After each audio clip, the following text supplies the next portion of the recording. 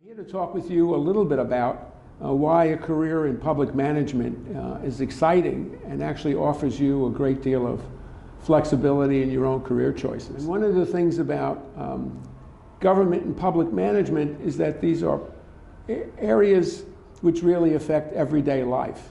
These affect people, you, me, people we know, the way our country operates, the way democracy functions. And that's what really attracted me for the vast majority of my career. I'm not a practicing engineer, but I take those skills that I developed and apply them to urban problems.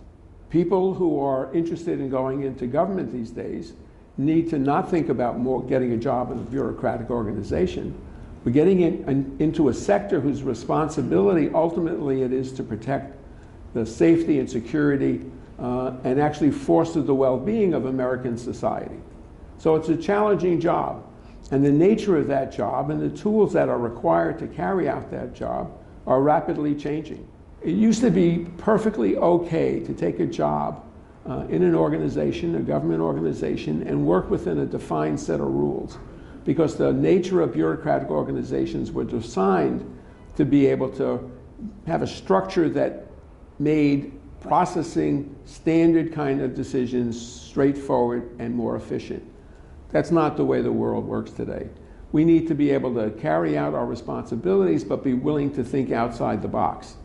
And you can only think outside the box if you really are aware that there's a greater array of possible outcomes and possibilities than you narrowly think there are.